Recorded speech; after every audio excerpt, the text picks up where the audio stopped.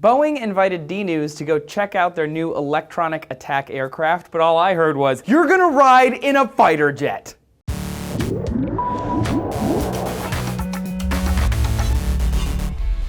Hey everybody, Trace here for DNews. Back in the Civil War, the Union Army had balloon corps, because even then they understood the need to get higher than their enemy. As air supremacy grew during World War I, the fighter plane came into the scene, and the modern incarnation of this amazing piece of technology is a $67 million airplane, and they let me drive it, or fly it, or whatever.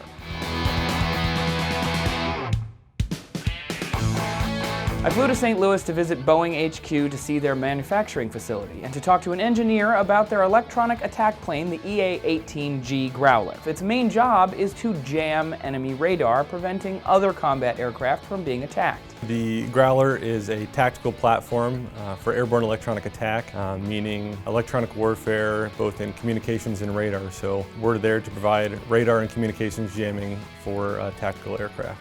In order to fly this aircraft, I had to be examined by a doctor to get flight certified. Afterwards, I headed over to the factory where the Growler is built and learned a little bit about the technology behind it. The Growler is an airplane that finds enemy radar sites. It finds out where the radar site is, and then it carries some very special pods, jamming pods, and these jamming pods are able to focus radio frequency energy in the direction of that radar site so that it can't see what it's trying to find. A Growler can see extremely low frequencies and extremely high frequencies. It can detect about any kind of RF, radio frequency signal there is, including cell phones. A lot of its job is just listening. So listen first, find out where the bad guys are, and then jam them. Unfortunately, because of the classified electronic surveillance complement, they wouldn't actually let me fly in the Growler. Instead, I'd be flying in an F-18 Super Hornet. It's the exact same airframe, but without the classified jamming systems. The guys at Boeing are super professional. They sized me up in a glance, and they fitted me with a flight suit, boots, G-suit, and harness.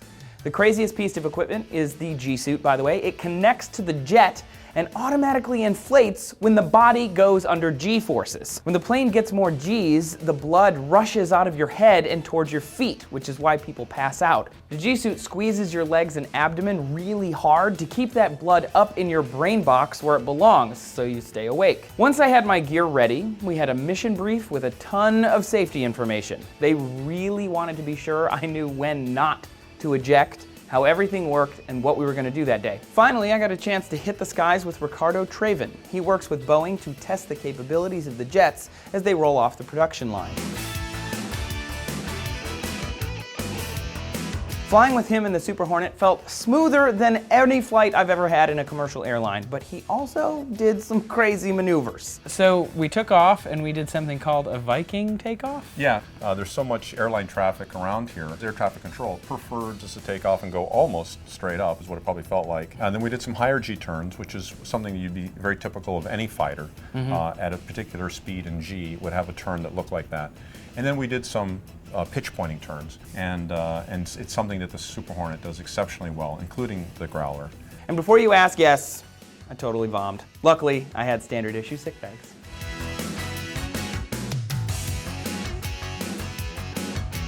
Puking aside, this was a once-in-a-lifetime opportunity, and I am so glad I got to do it. Air your jealousy down in the comments and tell us what you think about the future of electronic weapons and stuff. Subscribe for more videos. Thanks for watching DNews, y'all. You guys are the best.